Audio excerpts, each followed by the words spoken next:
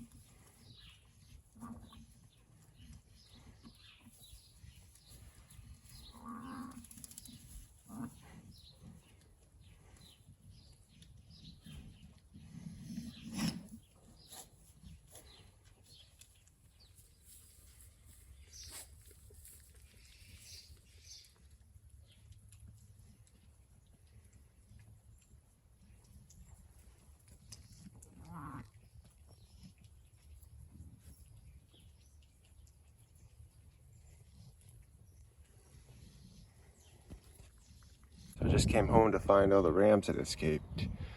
It's one of my old regular twine, instead of a plastic they broke. So quick tie that up and then try and get the rams back in the pen. Checking out the girls, huh?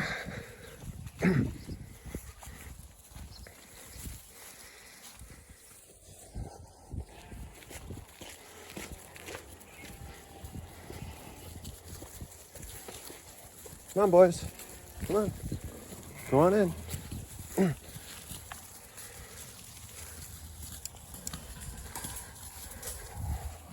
everyone. So we're about halfway through lambing. So I thought I'd do a quick summary of our lambing so far. We did have a couple breeding groups that did not work out. It was too early in the season and the ewes just didn't take. Shetlands are pretty seasonal breeders, and although I had groups in and the rams were chasing them around, it was just too early in the season to be mating. So those two groups were Course-Regard Ripley and Course-Regard Bishop's groups. Ripley had White Pine Jolfa, Grace Farms Queen's Gambit, Course-Regard Rye, and White Pine and Sheepshead Gragnish. None of those ewes took. And then in the barn we had Course-Regard Bishop and Course-Regard Wren. She did not take either. So then after that we had Linden Lane Stout's breeding group, and he had White Pine Odysseia, who's an 8-year-old ewe, and then Linden Lane Cora. From this group I was hoping for white ewe lambs, or from Stout and Cora I was hoping for a white ram lamb. So I would have been happy with either ewe lamb or a ram lamb Cora, and I wanted mainly ewe lambs from Odysseia. Cora did not get bred by Stout. It was too early for her. But Odysseia did get bred by Stout. And Odysseia, she's homozygous catmugget, and Stout is white and catmugget. So when both lambs came out catmugget, I knew they were both homozygous catmugget. So she gave us a ram ewe pair, which we've named Hop and Matcha. Hop is a nice little ram, very tight looking fleece, and she's got what looks to be some nice smaller horns coming in. Odysseia's given us a polled ram and a skirred ram before, like aberrant horns. And then Matcha, she's got a looser crimp, very friendly ewe lamb, and she's got a nice clump of wool on her forehead, which is a trait we're breeding for. We're trying to get more wool on the forehead and on the back of the head. So I'm very happy with her, and I'll be retaining her because I will likely retire Odysseia next year. Currently, she still has all her teeth as an 8-year-old ewe, and she's in great condition, being a great mother to twins. So couldn't be happier. So yeah, I might give her one more year and then retire her. And then in the barn, we had Whistle Stop 1601, also known as Jason. He passed away over the winter, but he was with Course-Regard Praline, who's a 9-year-old ewe, and a yearling ewe, Sprite. Praline has scurs, and Sprite has longer horns. Praline gave us a pair of rams. Unfortunately, one was birthed into a water tank and drowned. From both these ewes, I was hoping for ewe lambs, but from Praline, I would be happy with a ram or an ewe, because Jason had lived to be 8 and Praline is currently 9. And she's got no teeth left, so she'll be retired this year to a fiber flock. So her remaining ram lamb, Pip, he's got real loose crimp. It won't be the finest fleece as he matures, but he's light badger face and I believe catmugget, but there's a possibility he could be AG from AG, Gray from Praline. We'll just have to test that out through some breedings and some more research into these pattern combinations. I don't know a whole lot about how light badger face expresses with other patterns, so we'll be talking to Garrett and other breeders that are more familiar with it. I might have mentioned it, but Sprite did not take. She was sold to a horned ewe breeding program to be used next year. And then after that group, we had an artificial insemination group. We used semen from Smalley Knight, a sweep ram from the UK, on Winter Sky Lorelei. And because sweep is a rare pattern in the Shetland breed, we were hoping for a sweep lamb. And I would have been happy with a ram or an ewe lamb. And I got a single ram lamb with a sweep pattern. He looks to be polled at this point. He might have some small skirts, but he will be retained. And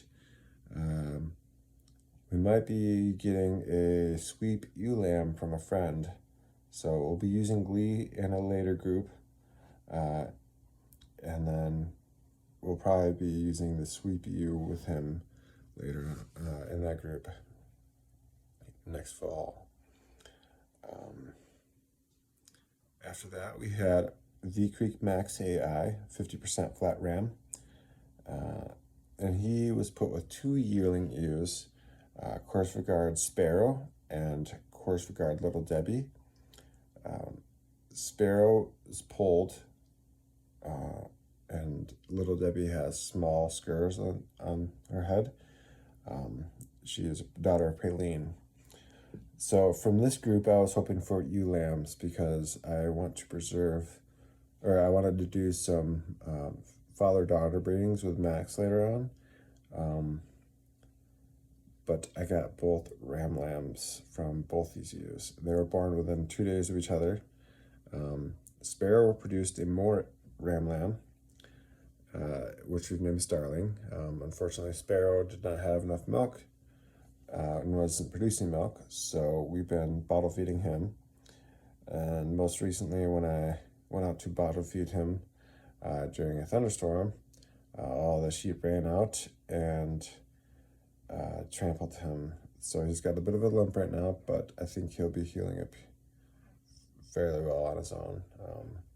I haven't given him some pain medication for it.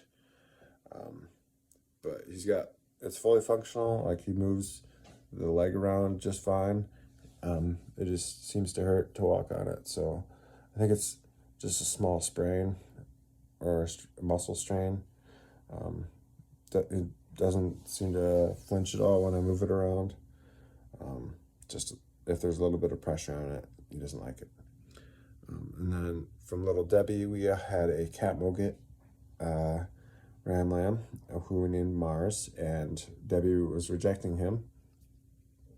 And so he was sold to a farm that wanted to bottle feed him, and Debbie was sold to a Faberflack, which Praline will be joining later on after shearing.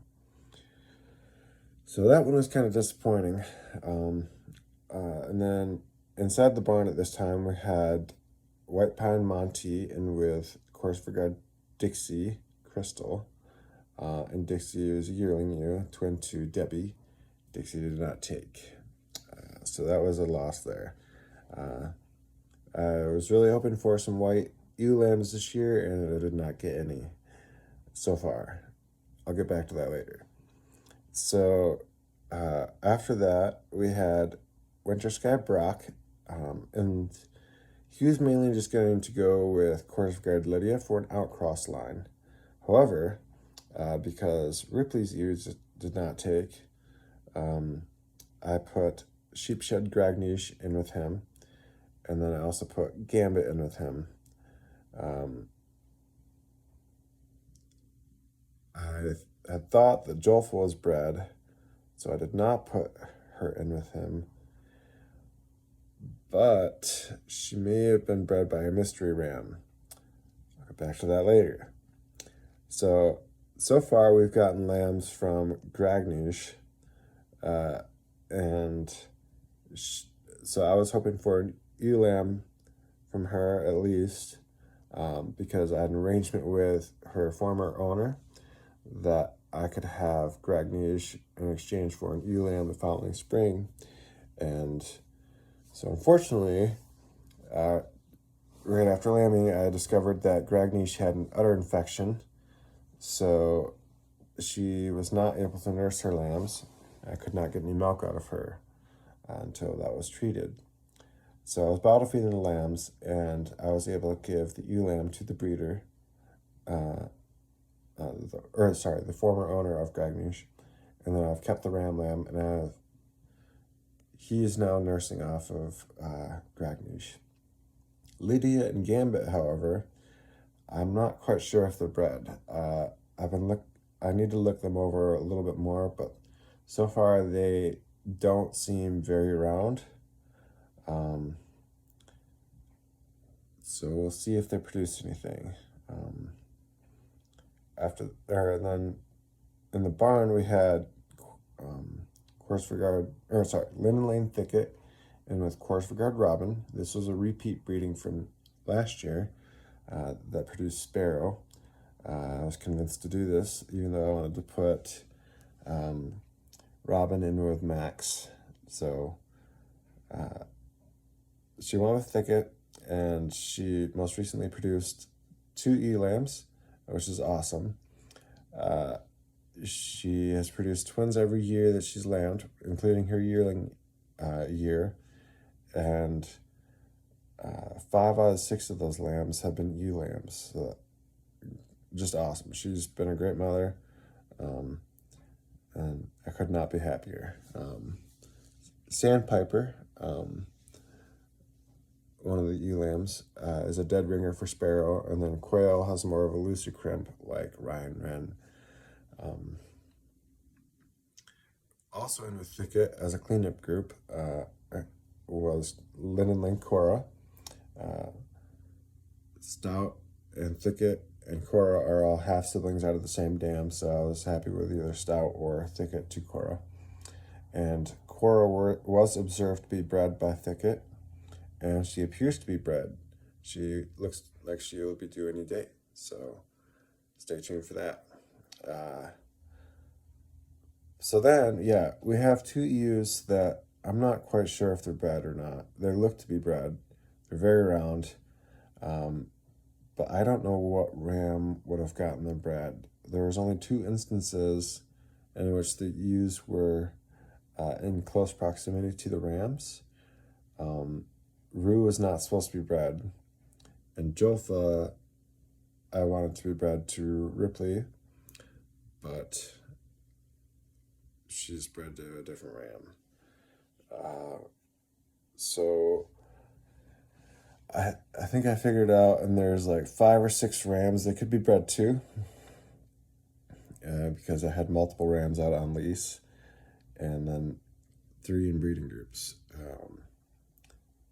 If it's white, they're from Monty. If they're light badger face, they're either from Jason or Goose. If they're Gull Nugget, they're either from Goose, Cosmo, and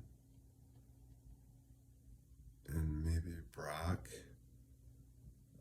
or Ripley. I'll have to double check the dates. And then we also had another cleanup group. I forgot to mention, Korsfjord Ripley was put with Korsfjord Ryan Wren because Bishop was out on lease, and they are both bred, it appears, and I'm very excited for this because they're all half siblings out of Windswept Warrior 2, who had passed away a few years ago. And then Ryan Wren are twin sisters. So that'll be a nice breeding on older lines. And I'm very excited. This should be, cross your fingers, homozygous Gull Nugget and spotted. So, yeah. So that should be it for now. I'll keep you posted with any new lambs as I have been. Yeah, thanks for tuning in. Thanks for watching the channel. I know this video in total is a little more chaotic than usual, but it's been a busy few weeks, and I've been having trouble thinking of what kind of clips to make. So I just figured I'd throw them all into one video and have a little bit of everything. So yeah, thanks for tuning in. Until the next one. Bye.